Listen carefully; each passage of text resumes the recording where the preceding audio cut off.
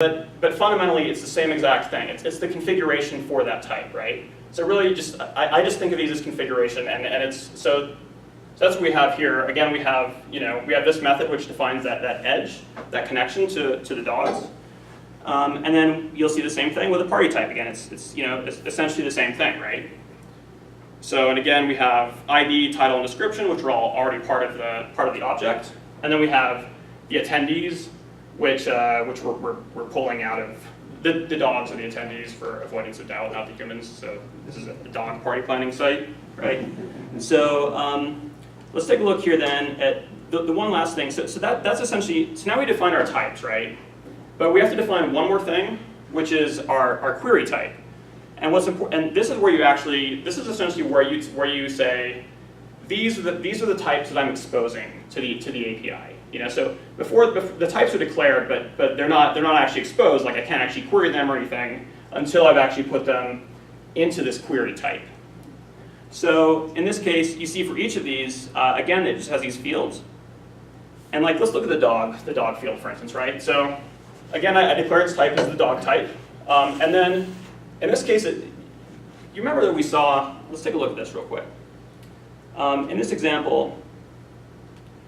So we saw here, right, that this had this parameter where you could pass in the username, and that is the argument, right? So this is where I'm declaring these arguments. In this case, though, rather than using like the name of the dog, I'm using its ID. So you can query based on the ID.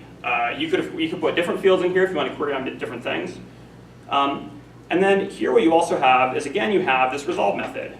And in this case, this resolve method, since it's the query type and it's returning that dog, it wants to return that full dog object, right? So in this case, I'm just telling it to use the ID number that was passed in, which you can see here. This is the args.id, right?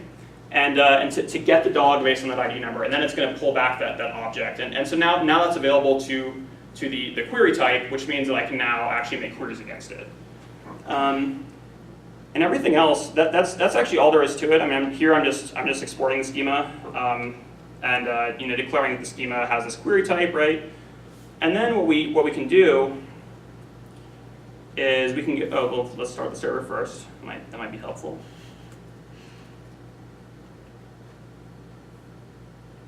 Okay. So if we go to localhost 3333 GraphQL. This is a tool. This tool has been like a joy to work with. It's really nice. So it's called GraphQL, and you might have noticed. I don't know if anyone saw, but let's see. In this server file, I just told it down here, right? I told it that I wanted it to use GraphQL, and so what this is doing is this is a really nice tool because I can now go and I can look at docs, right? I didn't write any documentation. I didn't do anything, right? All I did was put in those description strings so far. But I can go here and I can look, okay, here's my root types, my query.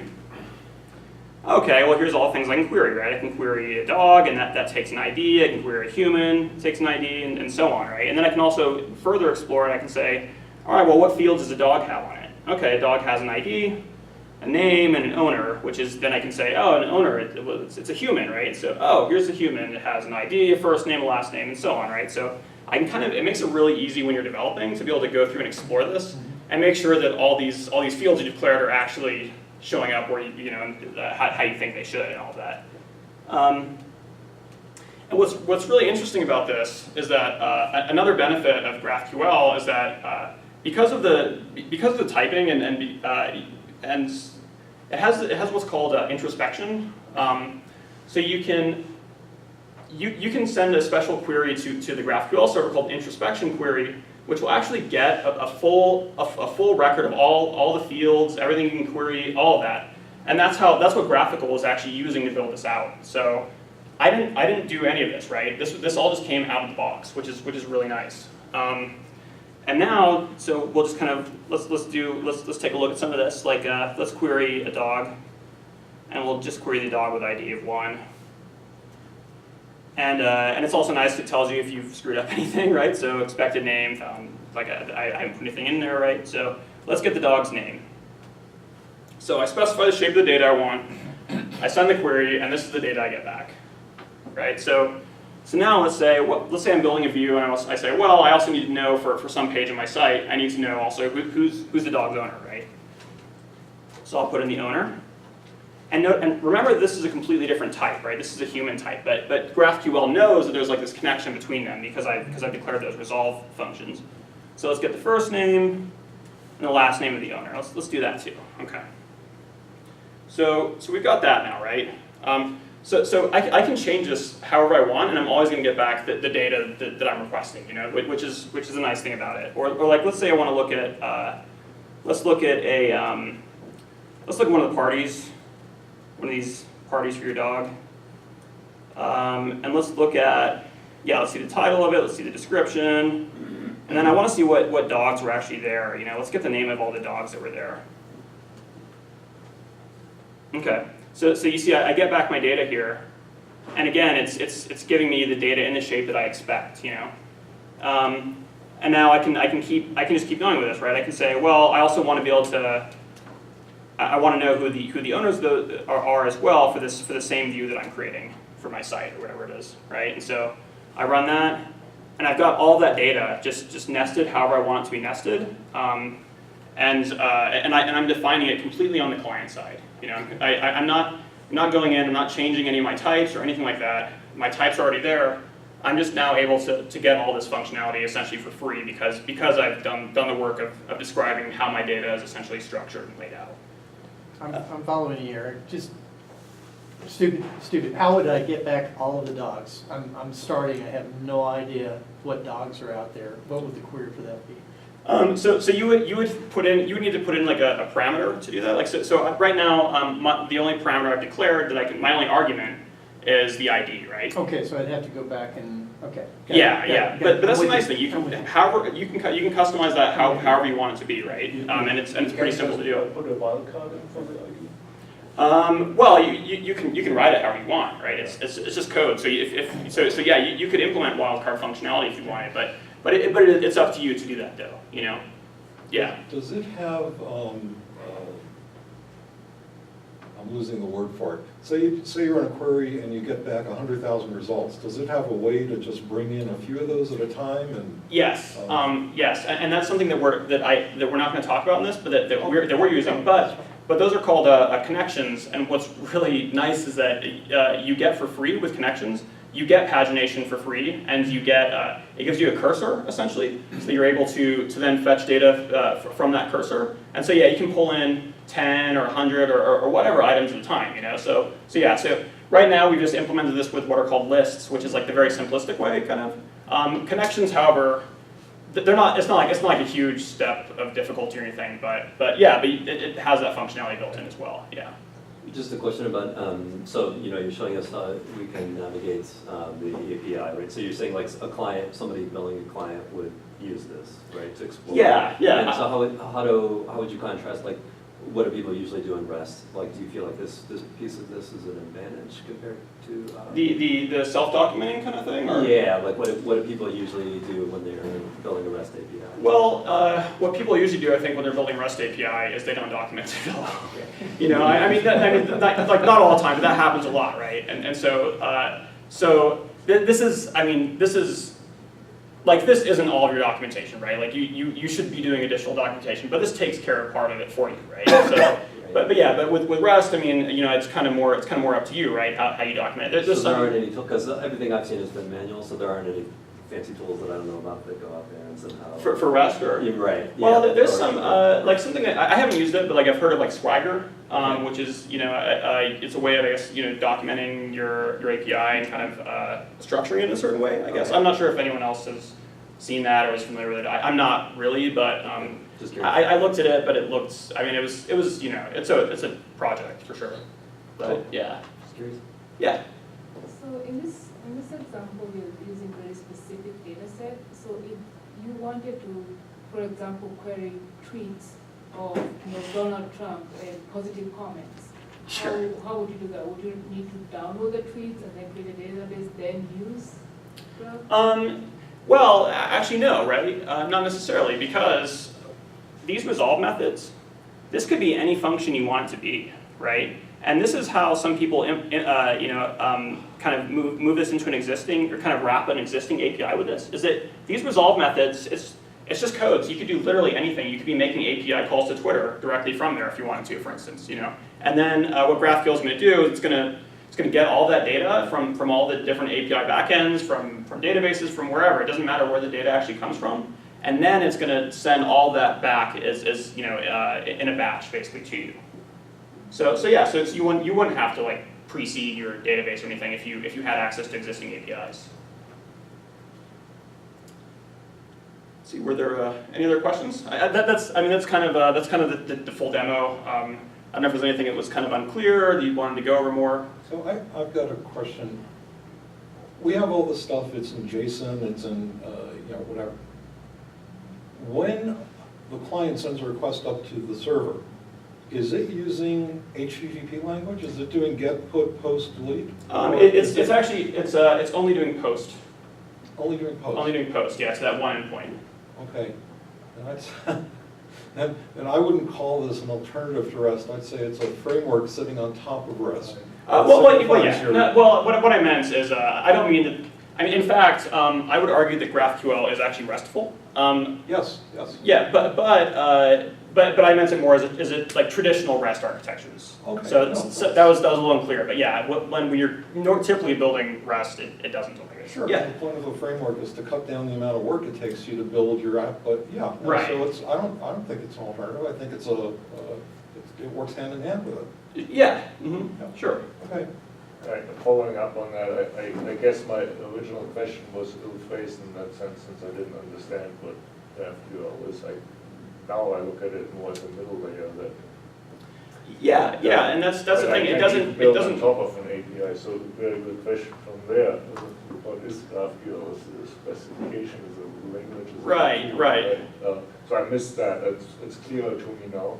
Yeah. So think I know it's people are quite using it like that. interesting.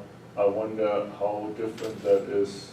You say you get type checking and these things, so behind the scenes I work with JSON schemas, and I define types and have verification rules and whatnot on all the fields too, so it seems to do something very similar than GraphQL does, and the declaration. Okay. Yeah. But yeah, this looks neat. I mean, in particular, the graph composer and whatnot is. Oh, that like blew my mind when I started using it. It was so nice. I'm like, oh my gosh, I just got this for free. That's really great. So that certainly that's helped me so many times, especially learning, because it's like it's confusing. It's a lot to like take in all at once, right? It's a new way of thinking about things that you don't necessarily see that often, and I think once you get used to it, it makes a lot of sense. But before then, like having graphical and just having it tell you like, oh, your query is not built right, like it needs this field or whatever, like that's super helpful. Yeah. Sir, does this have any set capabilities? This is all reading. Does this have any write capabilities? It does. Yeah, and I haven't gone over that. That's okay. I can go read now. Yeah. No. I don't want to. Google will help me. I didn't want us to be here for like 4 hours, But yeah, no. It has what they call it mutations, which. I understood. Yeah. Yeah, you're changing data. It's Facebook. I get it. Yeah. Right.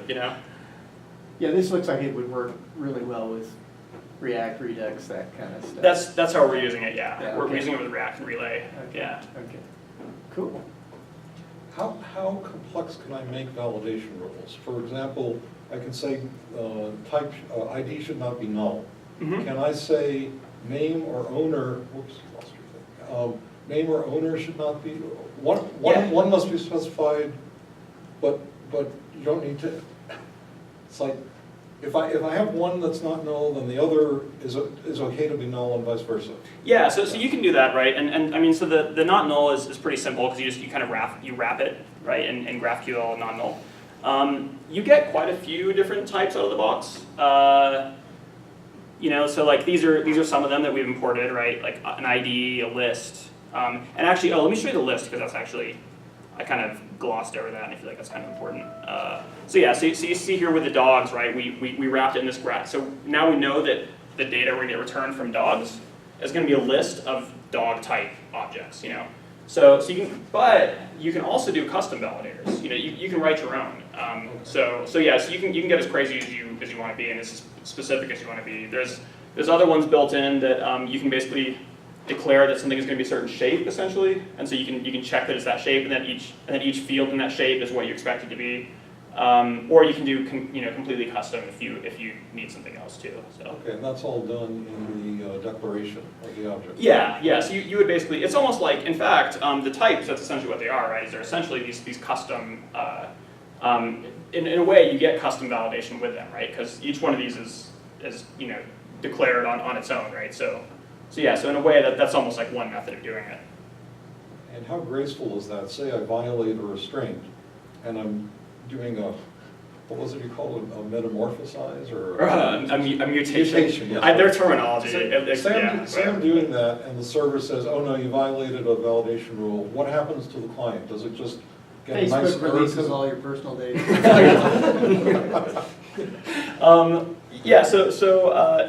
Well, basically, it's meant to be.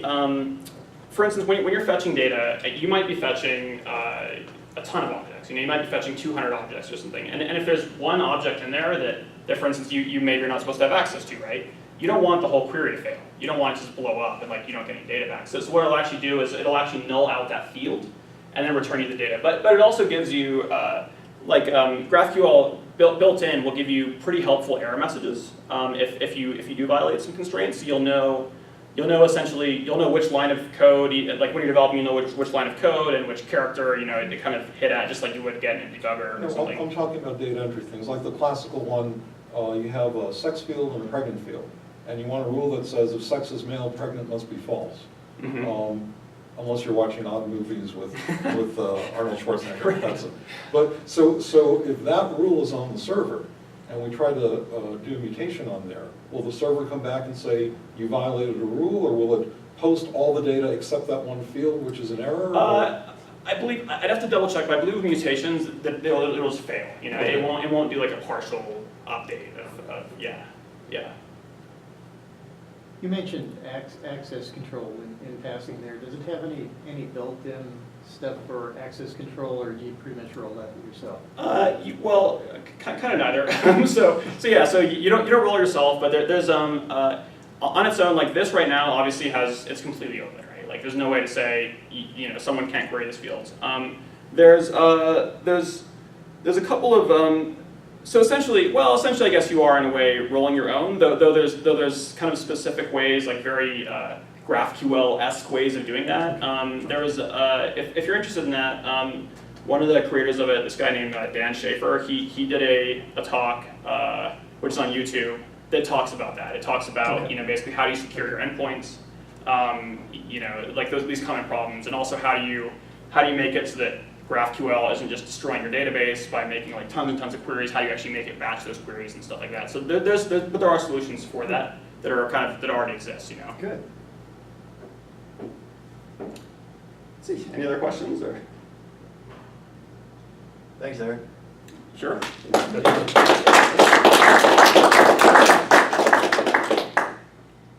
Very, very fortuitous. I'm starting a new project, and this will actually work very nicely. Well, it's especially for like a new project, I feel like it's really allowed us to, not having to think about all the endpoints and everything, and just kind of being able to think about instead how our data has made it so we can develop really quickly. Oh, yeah. So. I'm sold. Of course, I'll be cussing you out. Eric told me to use Oh this. no, yeah, you will be. No, it's not too bad, but. Why did he say that? Thanks. I learned so much. Did you? I didn't know any of that.